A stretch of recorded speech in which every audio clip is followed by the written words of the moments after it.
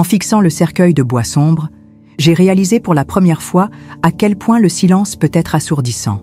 Mon mari était mort, et la douleur que j'ai ressentie était un étrange mélange de tristesse et d'abandon. À 68 ans, je pensais avoir déjà tout ressenti, mais c'était différent. C'était une solitude profonde, presque physique, qui m'enveloppait comme une couverture étouffante. Autour de moi, mes enfants marchaient avec agitation, murmurant des mots pressés, traitant ce moment comme un rendez-vous bureaucratique. J'ai senti un nœud se resserrer dans ma poitrine lorsque j'ai réalisé qu'ils étaient plus préoccupés par l'inventaire que par le fait de dire au revoir à leur père. Je voulais croire qu'il s'agissait simplement d'une étrange façon de gérer le chagrin, mais quelque chose en moi me soufflait que ce n'était pas tout à fait ça. J'ai remarqué des regards détournés à mesure que j'approchais, des conversations brusquement interrompues. J'ai entendu ma fille aînée dire « Les choses sont trop compliquées pour elle ». Cela m'a fait mal au plus profond de moi. Je me suis sentie petite, diminuée, comme si le dévouement de toute une vie avait été réduit à un simple inconvénient. C'est alors que j'ai entendu la phrase qui allait tout changer. Debout à côté de la couronne que j'avais choisie moi-même, j'ai entendu le murmure dur de mon fils cadet derrière moi. L'assurance est à son nom, mais on se débrouillera. Mon cœur s'est emballé. Un sentiment d'amertume s'est insinué dans ma gorge, manquant de m'étouffer. Les mots ont continué à marteler mon esprit, résonnant encore et encore. Là, devant la tombe ouverte, j'ai réalisé que mon véritable deuil ne faisait que commencer. Les minutes qui suivirent s'écoulèrent lentement, comme si j'étais prisonnière d'un cauchemar sans fin. J'ai observé chaque visage, à la recherche de signes de réconfort, d'un mot gentil ou même d'un regard d'empathie. Mais je ne voyais que des expressions distantes, des yeux froids, presque indifférents. La cérémonie semblait suivre un protocole strict, comme une pièce de théâtre répétée plusieurs fois, et moi, qui étais censé être le personnage principal, je me sentais de plus en plus exclue du scénario. Une partie de moi voulait crier, hurler, leur montrer que j'étais là, vivante et souffrante, mais ma voix était figée par la douleur et la surprise. Je ne savais pas exactement quand ma famille avait commencé à me considérer comme incapable, trop fragile pour comprendre les aspects pratiques de la vie, comme si je n'avais pas passé des décennies à faire vivre ce foyer avec ma force silencieuse. Je me suis souvenue, dans des flashbacks douloureux, des nuits blanches passées aux côtés de mon mari, Antonio, à soigner les fièvres des enfants, à faire face aux difficultés financières, à lutter ensemble pour construire un foyer sûr. J'étais là, toujours là, forte et présente. Mais maintenant, au moment des adieux, c'est comme si tout cela n'avait plus d'importance. J'ai pris une grande inspiration, essayant de maîtriser les larmes qui menaçaient de jaillir. Ma main se porta instinctivement sur le mouchoir qui se trouvait dans ma poche, un délicat morceau de tissu blanc brodé de mes initiales. Ce petit mouchoir était un rappel subtil de ma dignité, quelque chose que personne ici ne pouvait m'enlever. Je le serrai fort dans mes mains, me sentant plus ferme.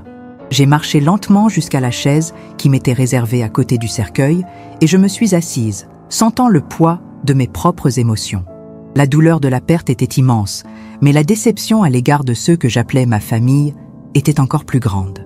En regardant le paysage autour de moi, j'ai pensé au nombre de fois où j'avais ignoré les signes évidents que quelque chose n'allait pas, qu'il y avait une déconnexion silencieuse entre nous.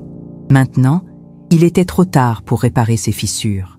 Alors que le prêtre prononçait des paroles censées apporter du réconfort, je me suis rendu compte que mon esprit s'éloignait de là, cherchant refuge dans de vieux souvenirs heureux. Je me suis souvenu de notre mariage, simple mais plein d'amour, dans l'arrière-cour de la maison de mes parents. Antonio souriait comme un petit garçon, nerveux et heureux. Ses mains tremblèrent légèrement en tenant les miennes. Nous avions des projets simples, des rêves modestes que nous avions réalisés ensemble au fil des ans. Comment en étions-nous arrivés là ? Un faible sanglot s'est échappé de ma gorge et j'ai immédiatement senti une main froide se poser sur mon épaule. C'était ma fille aînée, Patricia. Elle n'a rien dit, elle a juste appuyé légèrement sur mon épaule en signe de protocole. Je me suis rendu compte à ce moment-là que même son contact me semblait étrange, distant, presque bureaucratique. La cérémonie s'est achevée peu après, et les gens ont commencé à se disperser, ne s'approchant que brièvement pour présenter leurs condoléances. J'ai observé chaque visage, réalisant clairement la gêne, la hâte de sortir de là. C'était comme si la mort de mon mari avait été un événement social, et que moi, la veuve oubliée, je n'étais là que comme un accessoire gênant. À ce moment-là, j'ai voulu disparaître, quitter ce cadre froid et impersonnel. Mais en même temps, quelque chose en moi refusait de céder si facilement. Je ne pouvais pas accepter que ma vie soit réduite à cela, à une ombre fragile et jetable. Lorsque tout le monde fut parti, il ne resta plus que mes enfants, toujours en train de se disputer entre eux à propos de documents et de factures. Je me suis levée lentement et je me suis approchée d'eux, décidée à montrer que j'étais toujours là, consciente et lucide. « Vous n'avez pas besoin de baisser le ton. Je suis toujours là, » dis-je fermement. Ils se sont tournés vers moi avec surprise, comme s'ils avaient oublié que j'étais là. Le silence qui suit est lourd, presque hostile. « Désolée, maman, on ne veut pas t'embêter avec ça maintenant. Ce sont des choses ennuyeuses, tu sais, » répondit Patricia en évitant mon regard. J'ai senti ma gorge se serrer à nouveau, mais cette fois, je n'ai pas laissé les larmes venir. Je savais exactement ce qui se passait et je n'étais pas prête à accepter d'autres excuses vides de sens. « Je comprends parfaitement, plus que tu ne le penses, » dis-je calmement en gardant le contrôle de ma voix.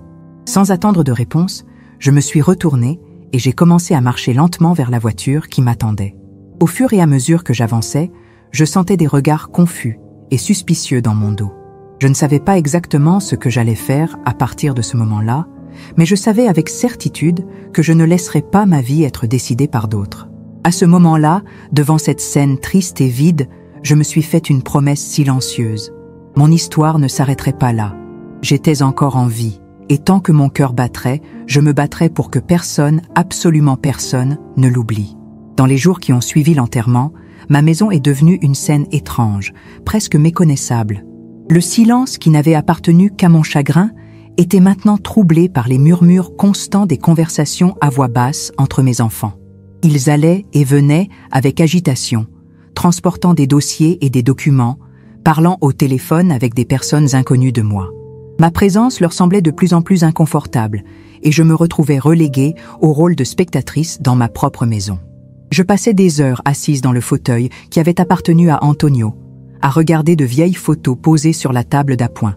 Chaque image m'apparaissait désormais comme un rappel douloureux d'une époque heureuse qui ne reviendrait jamais. En même temps, je sentais monter en moi une agitation, un sentiment de vigilance constante que je n'arrivais pas à expliquer. Un après-midi, j'ai décidé de faire quelque chose que je n'avais jamais eu à faire auparavant. Vérifier la situation financière laissée par Antonio. Nous avions toujours tout partagé ouvertement, mais je n'avais jamais eu à me préoccuper directement des comptes ou des banques, car mon mari s'en était toujours occupé avec soin et affection. Aujourd'hui, j'ai besoin de comprendre ce qui m'a été légué. Dans un vieux tiroir, soigneusement rangé, j'ai trouvé des documents relatifs à l'assurance vie d'Antonio. Mon cœur s'est à nouveau serré lorsque j'ai vu sa signature, ferme et confiante, comme il l'avait toujours été dans la vie. Les mains tremblantes, je décroche le téléphone et compose le numéro indiqué sur les documents. « Madame Clara, toutes mes condoléances », dit une voix douce à l'autre bout du fil après quelques questions protocolaires. « Mais nous devons vous avertir qu'il y a eu des transactions récentes sur ce compte. » J'ai senti un frisson me parcourir le corps. « Comment ça, des transactions?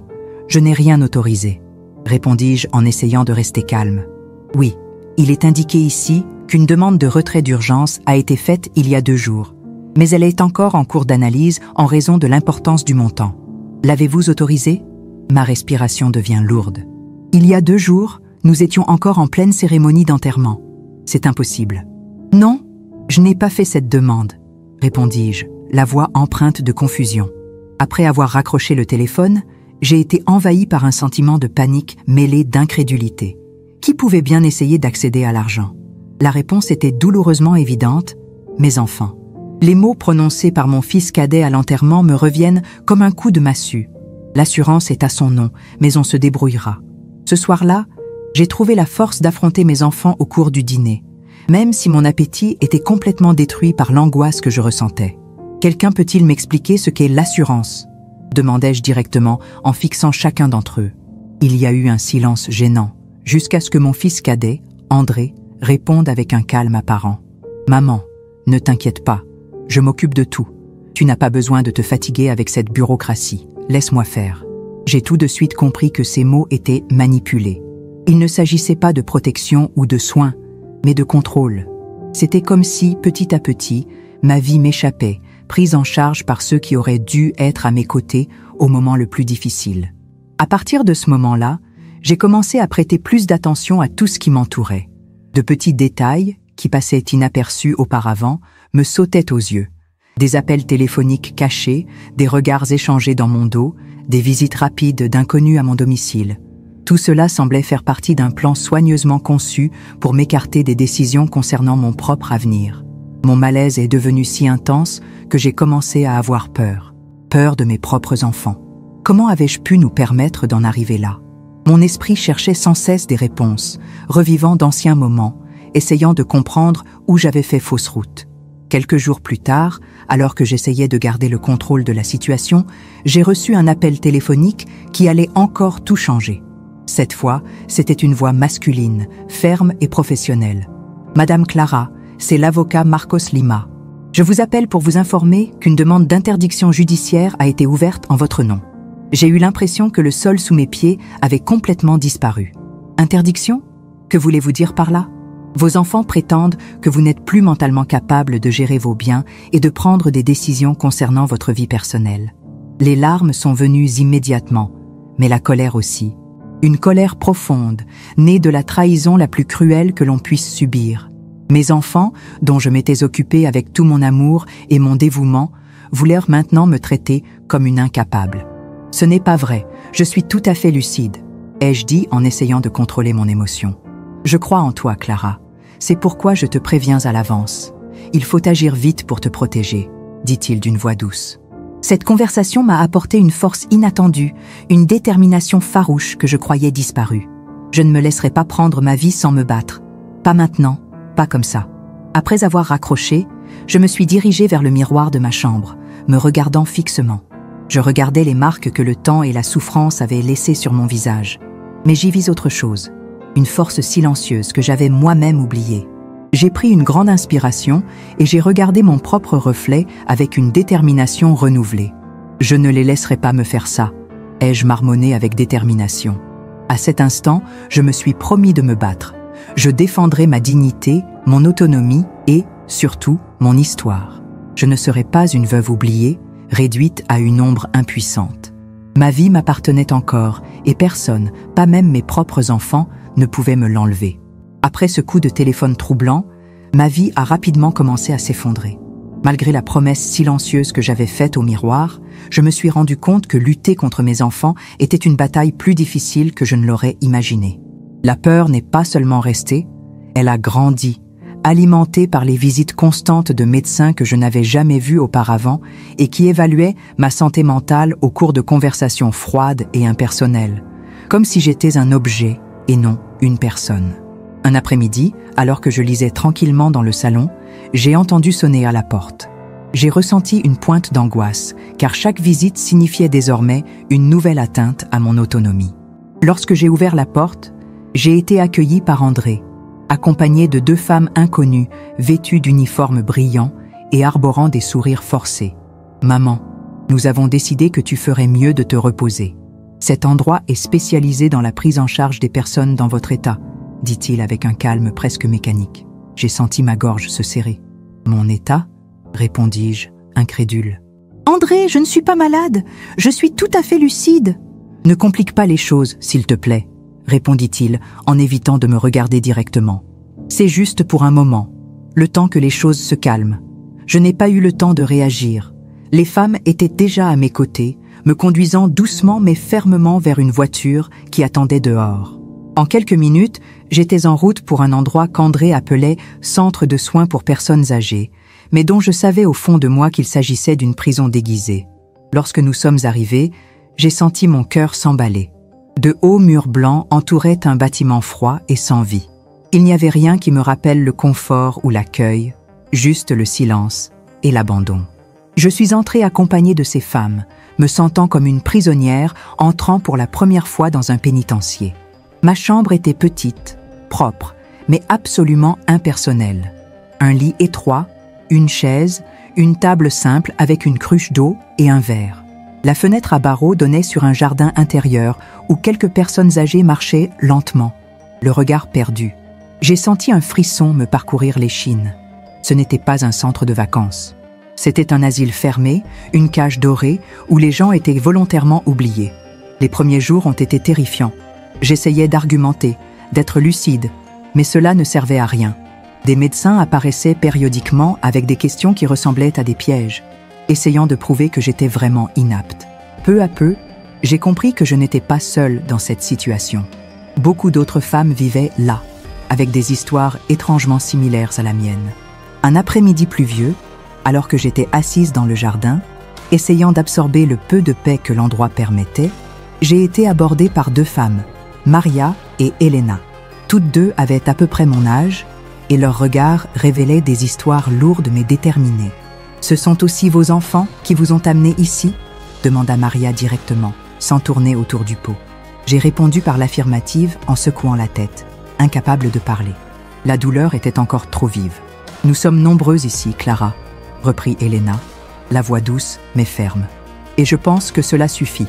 Nous devons faire quelque chose. » C'était comme si une flamme que je croyais éteinte commençait lentement à se rallumer en moi. J'ai regardé ces 2 femmes et j'ai compris que nous n'étions pas des victimes isolées, mais des éléments d'une routine cruelle qu'il fallait dénoncer. « Mais que pouvons-nous faire de l'intérieur ?»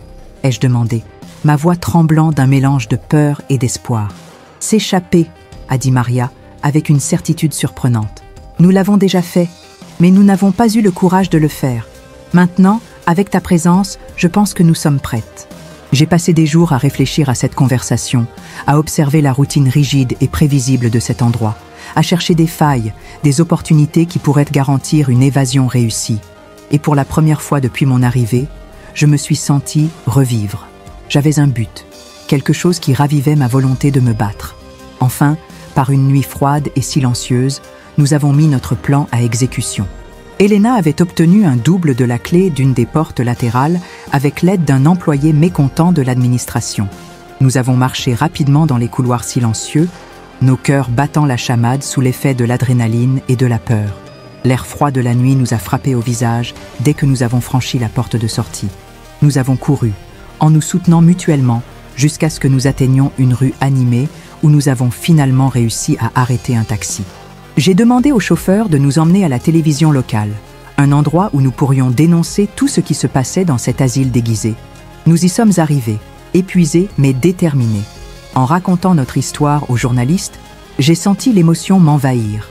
Ma voix, autrefois tremblante et incertaine, était maintenant forte, claire et pleine de colère contenue. C'était comme si je retrouvais enfin ma dignité, ma voix qui avait été réduite au silence pendant si longtemps.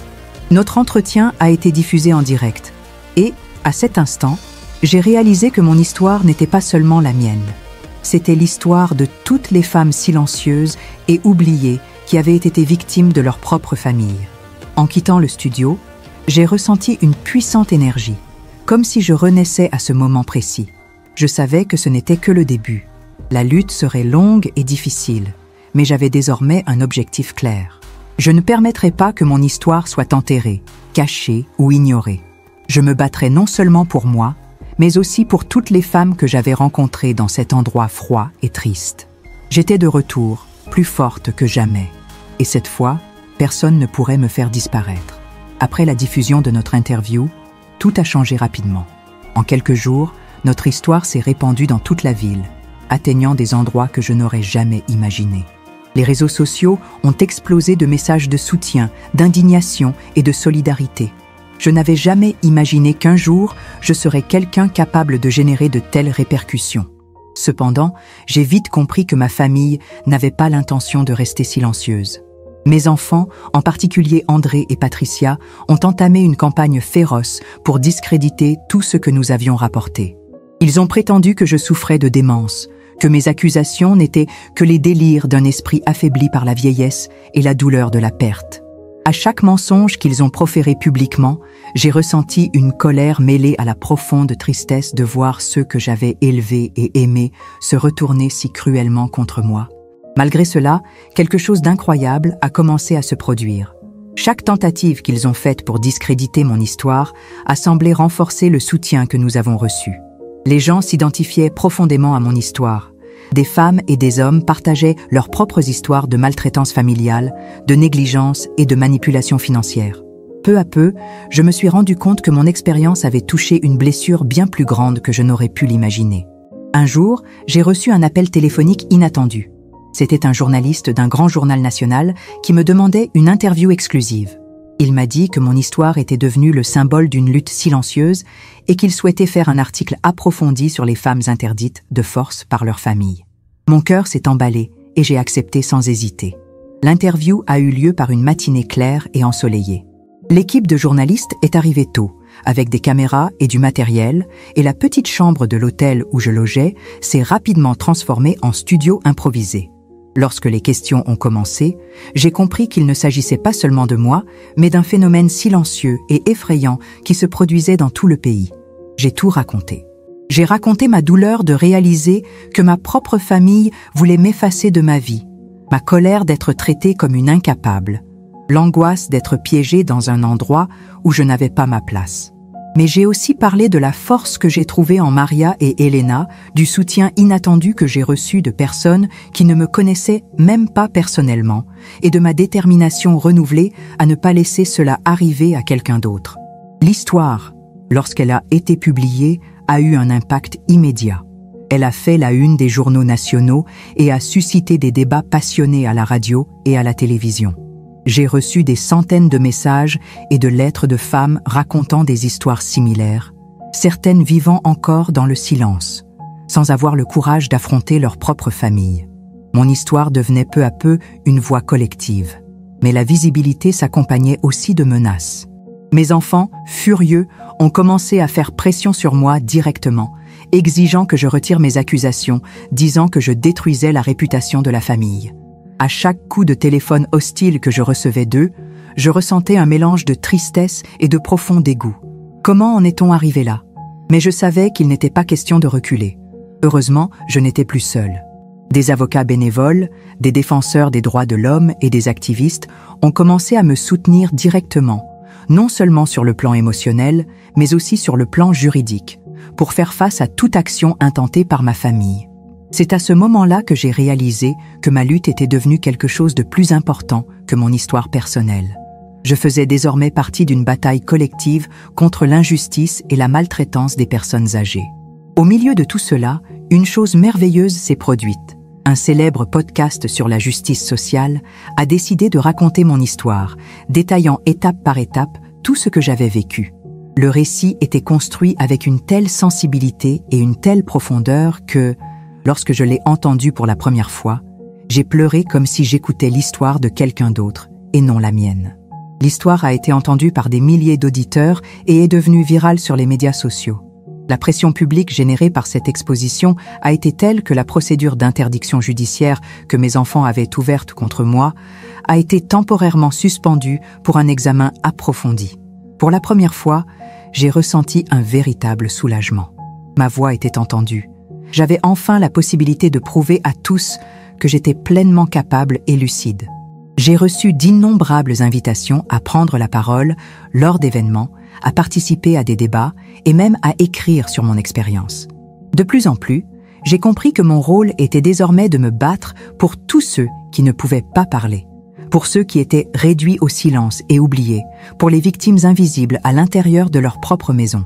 La révolte, qui n'était d'abord que la mienne, s'était répandue comme une traînée de poudre. C'est désormais une cause publique, un mouvement pour la dignité, le respect et la justice. Chaque message de soutien que je recevais renforçait ma détermination. Chaque étreinte sincère des personnes que je rencontrais me donnait la force de continuer. Malgré les profondes blessures que ma famille avait ouvertes dans mon cœur, je me sentais renaître plus forte, plus consciente et plus déterminée. Mon histoire n'était plus un cas isolé. C'était un symbole de résistance, une voix puissante contre l'injustice et le silence. Je n'étais plus cachée, plus effacée. J'étais devenue la révolte, et cette fois-ci, personne ne pourrait plus faire taire ma voix. Le jour est enfin arrivé où j'ai dû affronter mes enfants devant un juge. La salle d'audience était bondée, pleine de gens intéressés par cette affaire qui avait pris une ampleur nationale. En entrant dans la salle d'audience, j'ai senti mon cœur battre plus vite, mes mains tremblaient discrètement, mais j'ai essayé de garder mon sang-froid. C'est étrange comme le courage peut émerger au milieu de la peur et de l'anxiété. Je me suis assise à côté des avocats bénévoles qui avaient gentiment proposé de défendre ma cause. J'ai regardé André et Patricia, qui étaient assis en face de moi. Je me suis rendu compte à quel point ils étaient mal à l'aise. Ils n'avaient probablement jamais imaginé que les choses iraient aussi loin.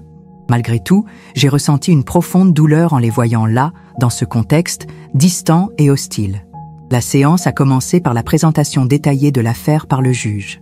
Chaque mot a été comme un coup de poignard dans le cœur, surtout lorsque j'ai entendu les affirmations de mes enfants selon lesquelles je n'étais plus capable de gérer ma vie et mes finances. Pendant un moment, j'ai failli croire à leurs paroles, tant elles étaient assurées. Mais je me suis souvenue de tout ce que j'avais enduré pour être là. Et j'ai respiré profondément, retrouvant la force dont j'avais besoin pour continuer. Lorsque vint mon tour de parler, je me levai lentement, sentant le poids des regards sur moi. Ma voix est sortie ferme, me surprenant moi-même. Je suis ici aujourd'hui non seulement pour défendre ma lucidité, mais aussi pour me battre pour tous ceux qui, comme moi, ont été victimes d'abus similaires. Je ne peux pas accepter que des personnes âgées soient traitées comme des incapables simplement parce qu'elles ont vieilli. Ce n'est pas seulement ma dignité qui est en jeu, c'est la dignité de toute une génération, ai-je dit en regardant directement le juge. J'ai raconté en détail les événements qui m'avaient conduit à cette situation, les agissements de mes enfants, les mensonges proférés pour discréditer ma santé mentale et la souffrance que j'avais endurée en étant enfermée contre ma volonté. J'ai expliqué combien cette expérience m'avait changé, renforçant ma détermination à lutter contre ce type d'injustice. Mes avocats ont présenté des preuves solides, des rapports médicaux indépendants attestant de ma pleine capacité mentale, des témoignages de professionnels qui m'avaient accompagné depuis le début et des témoignages émouvants d'autres victimes qui avaient été inspirés par mon histoire. Chaque témoignage a confirmé que mon expérience n'était pas isolée, mais une réalité douloureuse et fréquente. La défense de mes enfants, en revanche, semblait de plus en plus faible face aux preuves présentées. Ils ont maintenu leurs allégations, essayant de convaincre le tribunal qu'il ne s'agissait que d'un grand malentendu causé par ma fragilité émotionnelle après la mort de mon mari. À un moment donné, le juge a proposé à mes enfants de s'adresser directement à moi. Patricia se lève lentement, visiblement ébranlée. « Maman, nous voulions seulement te protéger. Nous n'avons jamais eu l'intention de te faire souffrir, » dit-elle, la voix tremblante et les yeux remplis de larmes. « Nous sommes vraiment désolés. » Ces mots m'ont profondément touchée. Pendant un instant, j'ai voulu croire à cette excuse. J'ai voulu la serrer dans mes bras et oublier tout ce qui s'était passé. Puis j'ai réalisé que ces mots avaient été soigneusement préparés pour minimiser l'impact négatif sur leur image publique. « Protéger n'est pas contrôler, Patricia », ai-je répondu calmement en la regardant droit dans les yeux. « Protéger, ce n'est pas m'emprisonner et essayer d'effacer mon existence. Protéger, c'est soutenir et comprendre ce que tu n'as jamais fait. » Elle retourna s'asseoir sans dire un mot de plus, visiblement affectée. André reste silencieux, incapable de me regarder en face. Le juge observe tout avec attention, prenant des notes en écoutant attentivement chaque discours. Après des heures de témoignages et de plaidoiries, l'heure de la décision finale a sonné. Le juge a rendu une décision claire et ferme, déclarant qu'il n'y avait pas de motif suffisant pour soutenir la demande d'interdiction. Il a déclaré que l'affaire contre moi était close et a souligné l'importance du débat public suscité par cette affaire. J'ai ressenti un profond soulagement à ce moment-là. Des larmes ont coulé silencieusement sur mon visage, non plus de tristesse, mais de libération.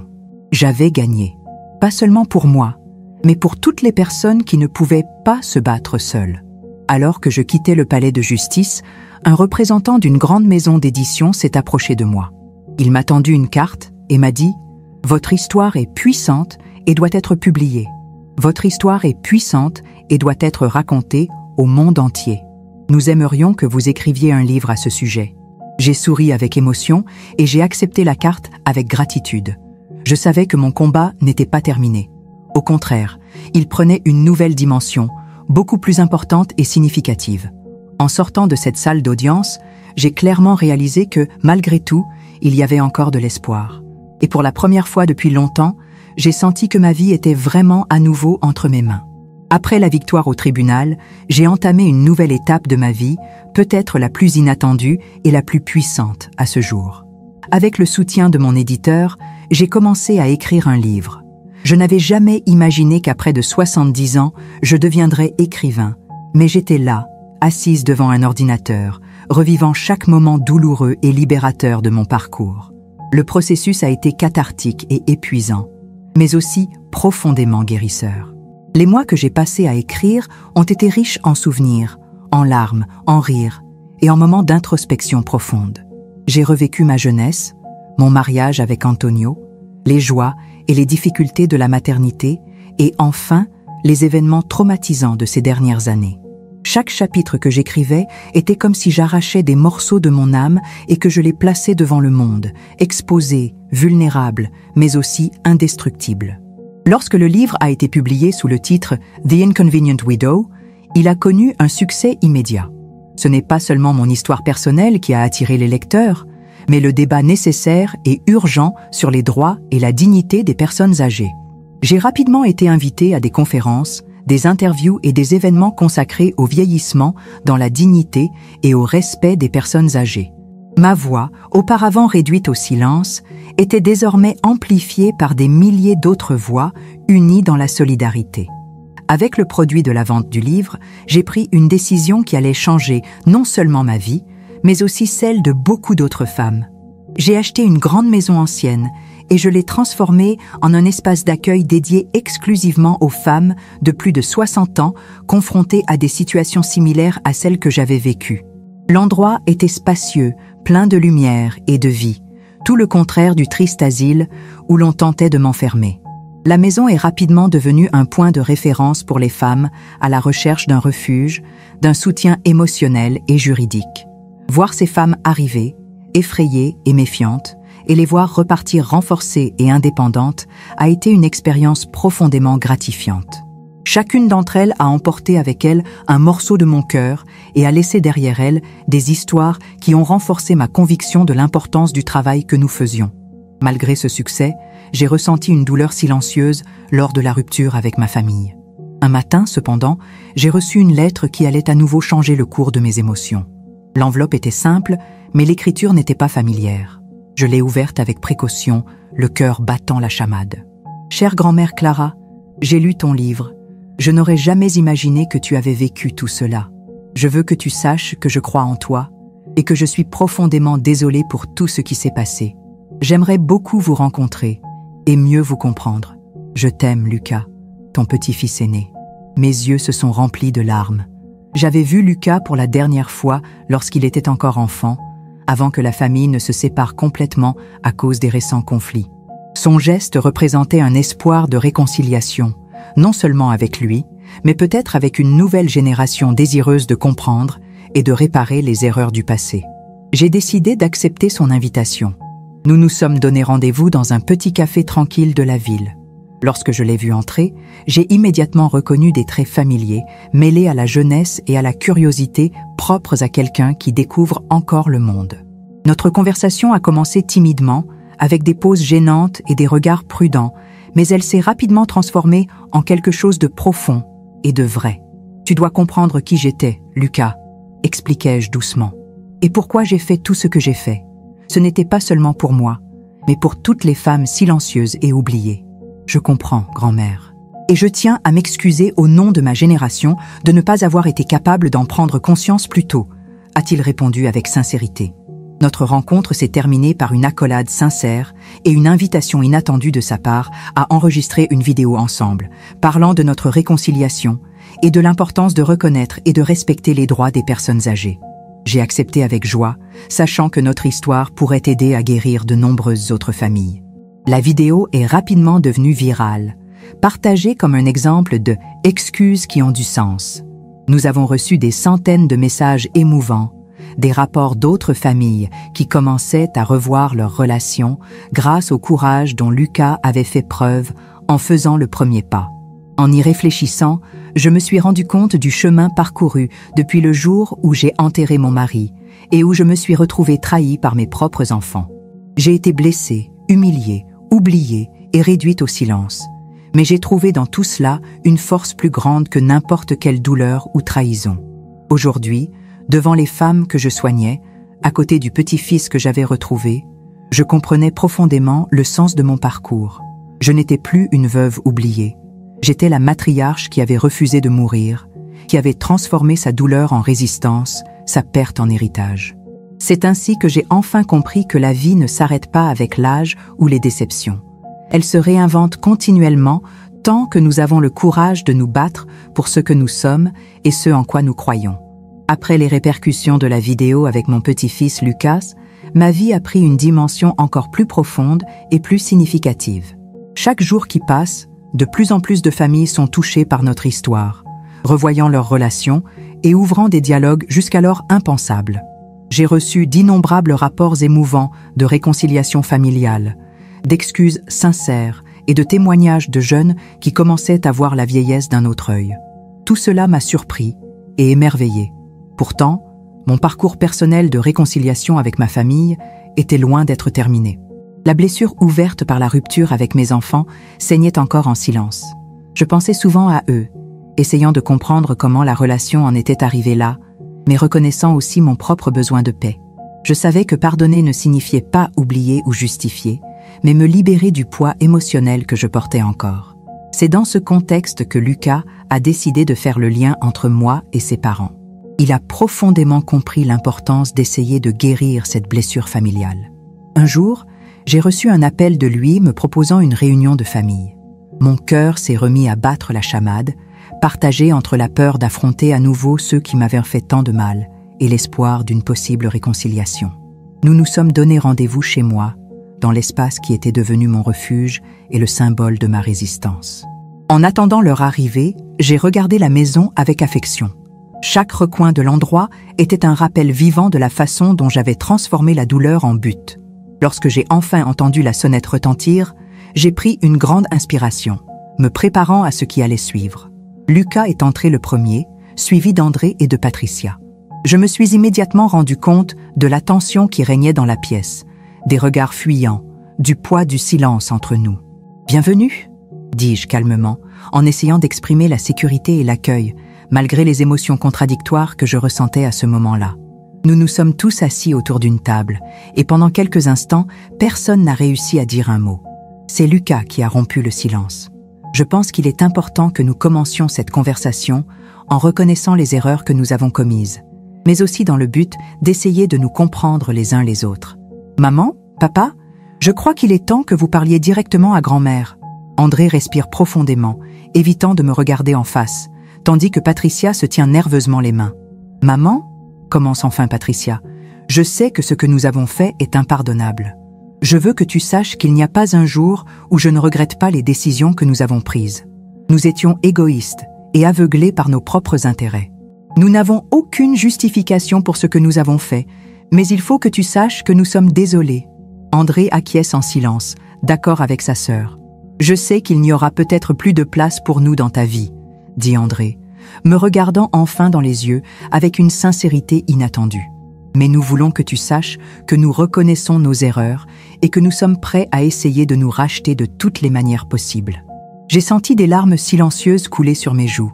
Je ne m'attendais pas à ce qu'ils me disent cela, surtout avec une telle sincérité. J'ai pris une profonde inspiration, essayant de contenir mon émotion avant de répondre. « J'apprécie vraiment votre sincérité. Pardonner ne veut pas dire oublier, mais cela signifie que je suis prêt à aller de l'avant sans garder de rancune. J'espère que nous pourrons reconstruire quelque chose de nouveau, peut-être pas ce que nous avions avant, mais quelque chose de plus honnête et de plus vrai. Cette conversation n'a pas résolu tous les problèmes instantanément, mais elle a certainement ouvert une voie possible pour la reconstruction. » À la fin de cette réunion, Lucas a suggéré d'enregistrer une autre vidéo avec André et Patricia pour montrer aux gens comment il était possible de faire face à des erreurs profondes et d'entamer un voyage sincère de réconciliation familiale. Une fois de plus, l'histoire a profondément touché les spectateurs, ouvrant la voie à des conversations difficiles mais nécessaires dans de nombreuses autres familles. Après cette réunion, j'ai enfin eu le sentiment d'avoir franchi une autre étape cruciale de mon parcours émotionnel. Renouer le contact avec mes enfants n'a pas effacé ce qui s'était passé, mais cela nous a permis d'aller de l'avant d'une manière plus consciente et plus honnête. J'avais transformé ma douleur en force, mon combat en héritage, et j'étais désormais prête à aborder l'avenir avec sérénité et espoir. C'est ainsi que j'ai clairement réalisé que ma vie avait pris un sens plus important, que mon histoire n'appartenait pas seulement à moi, mais à tous ceux qui cherchèrent le courage d'affronter leurs propres batailles et de reconstruire leur chemin. En cette claire matinée d'automne, avec un ciel dégagé et un vent léger caressant mon visage, je suis montée sur scène lors d'un événement national sur le vieillissement dans la dignité. La salle était pleine, une mère de visage attentif, beaucoup avec des cheveux gris, d'autres encore jeunes, mais avec des yeux curieux prêts à écouter. Moi, Clara, la femme qu'on a voulu effacer, j'étais là pour parler de ce que signifie survivre à tout et rester debout. Je portais une tenue simple, mais dans les couleurs que j'aimais le plus, le bleu et le blanc, comme le ciel et la liberté. En m'approchant du micro, j'ai entendu les murmures de reconnaissance, les applaudissements qui grossissaient comme une vague jusqu'à devenir une tempête d'affection. Pourtant, je ne me suis pas laissé emporter. Il y avait quelque chose de plus important que les applaudissements à ce moment-là, la vérité que je portais en moi. J'ai regardé le public, j'ai respiré profondément et j'ai dit, avec la sérénité que seuls ceux qui ont affronté l'enfer et en sont revenus peuvent avoir, il n'est jamais trop tard pour être ce que l'on a toujours été. Le silence qui a suivi était dense, comme si chaque personne absorbait ces mots, y cherchant une étincelle pour recommencer. J'ai parlé de mon histoire, oui, de deuil, de trahison, d'enfermement, d'évasion et de résistance. Mais j'ai surtout parlé de la redécouverte de soi quand tout le monde s'attend à ce que l'on disparaisse. J'ai parlé de l'amour que j'ai trouvé en moi, des amitiés forgées dans la douleur, de la force qui habite le corps d'une femme qui a vu tant de choses et qui a encore tant à vivre. Je n'ai pas pleuré. Mes larmes avaient déjà été versées.